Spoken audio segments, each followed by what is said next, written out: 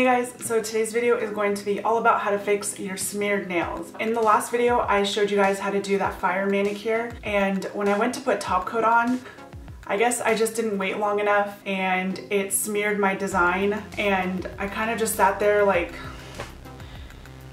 and then I got on Snapchat and started talking to you guys about it, and as I was talking I realized that maybe this is something that you guys are interested in seeing how to fix. I got so many replies from you guys that were like, yes, please show us, like we really want to know, you know, this happens to me a lot and I really don't know what to do. So instead of just fixing it and taking my pictures, I filmed it for you. Between you and me, I had to film this like 3 times because the first time I ended up not liking how the design looked at all, and the second time half of the video was out of focus.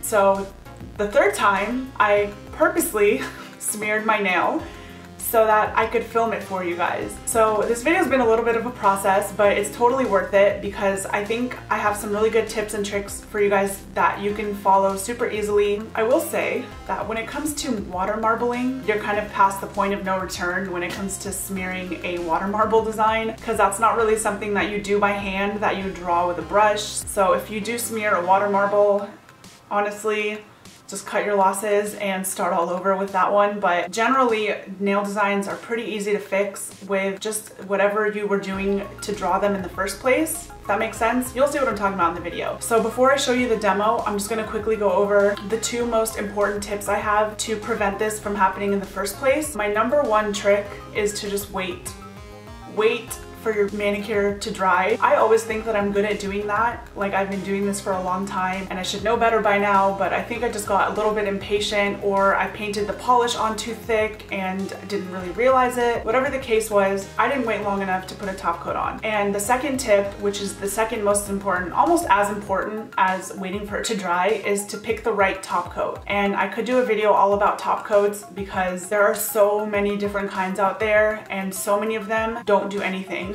To be quite honest, they either don't dry fast enough, or they aren't shiny enough, or they smear your designs. Some of them, no matter what, no matter how long you wait for your polish to dry, will smear your designs. And I have a lot of those, and I'm not gonna put any of them in this video. I'm only going to show you guys the ones that I recommend personally and the ones that I have been using. So right now my favorite top coat, which is one that I've been showing you guys on Snapchat, is the KB Shimmer top coat. I don't know why I haven't used this thing. I think we just kind of get comfortable with what we're using and don't really want to try new things. But I ran out of my Glisten and Glow top coat, which I absolutely still love. But instead of repurchasing it, I went ahead and tried ones that were already in my collection, and this was one of them. And it just dries so quickly and it's so shiny, and it does not smear your polish unless you don't wait long enough for your design to dry. I'll also leave in the description box other ones that I recommend. The Ella and Mila one is really good too. They have 2 different ones. They're both really good. This right now is my favorite one. So those are really the 2 best pieces of advice I can offer you guys. So without further intro, let's get into the demo. Sorry, please ignore this hand. Just like pretend all this polish doesn't exist. I'm filming another video. To start, I'm gonna just show you guys what part I'm going to fix, and then I'll just kind of explain it as I go. As you can see, when I put the top coat on, it smeared the yellow right here over the black, and then it also smeared it right here over the red. So you have 2 options. Number 1 is you stop watching this video and just take off your design and start over. Number 2 is to just go over these lines kind of as if you're drawing the design for the first time. To me, this is the best option because instead of having to go ahead and paint a base coat, base color, and just do this all over again, you can skip those first 2 steps since you already have your base coat and your base polish, and just go over the design one more time. That's what I'm going to show you guys and kind of explain everything as I'm doing it. I'm going to only go over where I see yellow over red and do that first.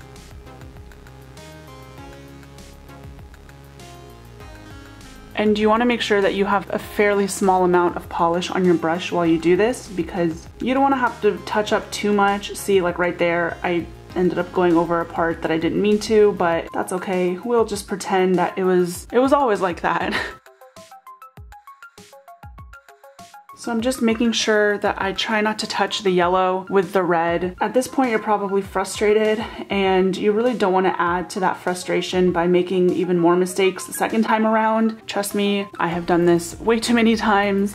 I think that that's pretty good for the red. There's a little spot right here that I'm gonna fix in just a second. I also use this method when I put a top coat over a design and I realize maybe there's a line I didn't fix or something could look a little bit better.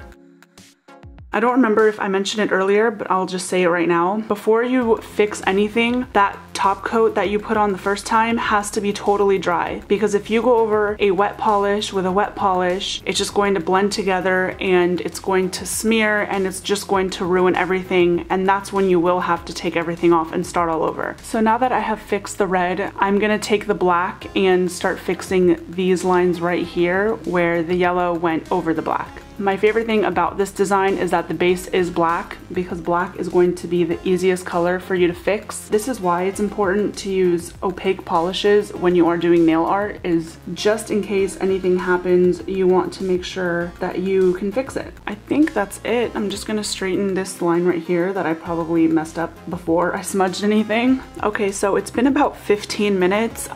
You definitely don't have to wait that long for a design to dry, but for the sake of this video, I did not want to have to go through all that and then put a top coat on and have it smear all over again. Kind of destroys the purpose of the video. So I just wanted to be on the safe side, but if you have a good top coat, it shouldn't take more than about 5 minutes to totally dry. I'm just gonna go ahead and apply it and everything should be nice and smooth. So everything seems to look really good. That's really all there is to this video, and now I'm just gonna let this dry like I would with any design. Thank you guys so much for watching this. I really hope that this video helped you out. I know that this is a problem that a lot of people have. It happens to me too. You know, mistakes happen. It's no big deal. They're easy to fix. At the end of the day, they're just nails. I hope you guys were able to pick up some new tips and tricks, and I will see you guys in my next video.